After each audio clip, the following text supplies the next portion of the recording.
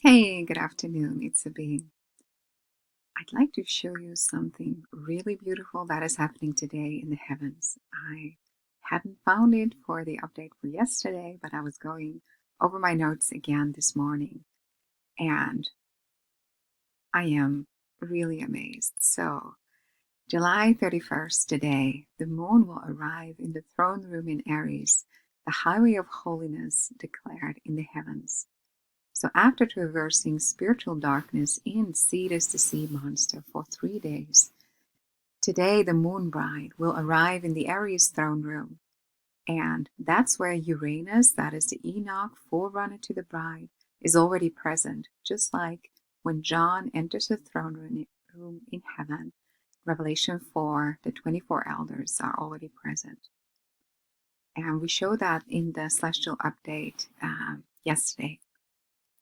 Looking at the third quarter moon phase, that is the half white, half darkened moon phase. We're going to see that later.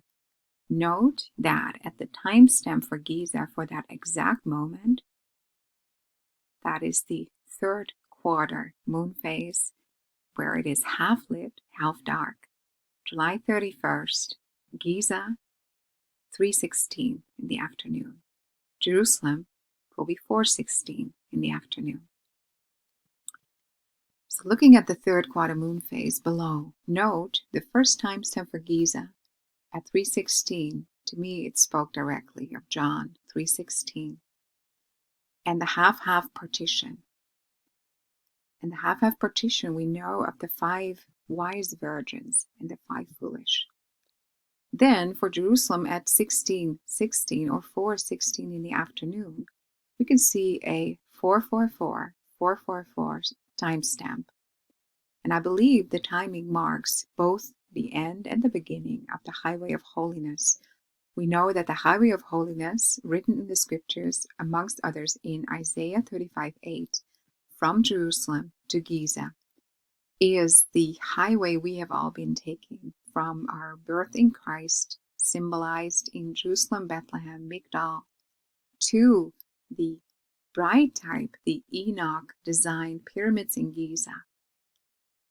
So let's go to John 3:16, the marker for Giza.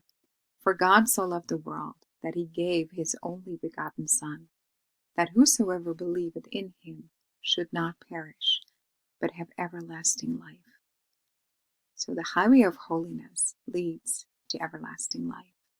Matthew 25:25, both equal numbers. Then shall the kingdom of heaven be likened unto 10 virgins, which took their lamps and went forth to meet the bridegroom. They all went out. 5 of them were wise, 5 were foolish, a partition in the middle, declaring the end from the beginning. Revelation 4, after this I looked, and behold, a door was opened in heaven. And the first voice which I heard was as it were of a trumpet talking with me, which said, Come up hither, and I will shew thee things which must be hereafter. The highway of holiness from Bethlehem to Giza, and the scene in the heavens today.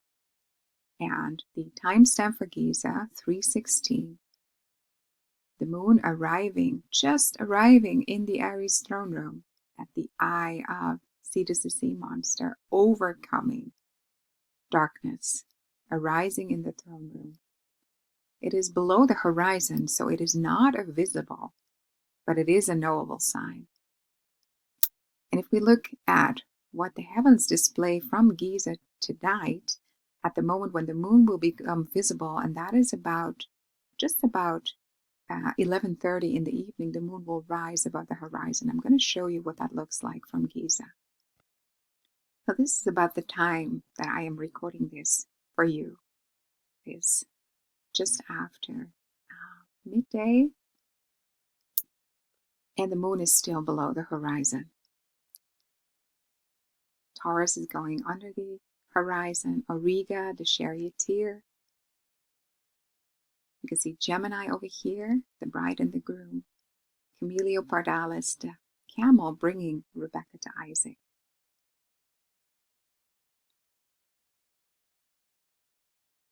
And as it is getting darker, Cepheus the king becomes visible. And there is Cassiopeia the queen. And soon its main stars will become visible.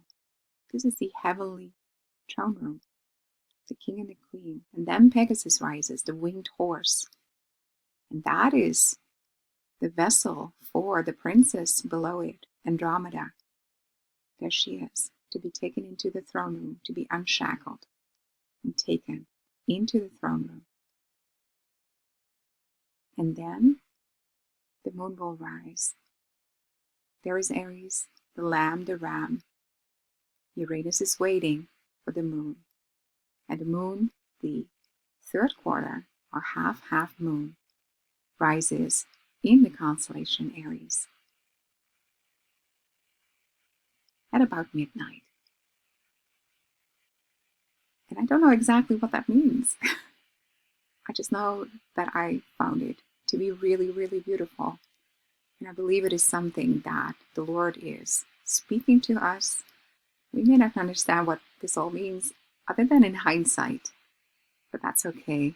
I hope you're blessed. I pray a blessing over you for the rest of the day. I pray you have the peace of the Prince of Peace in your heart. And sending you much love. Bye-bye.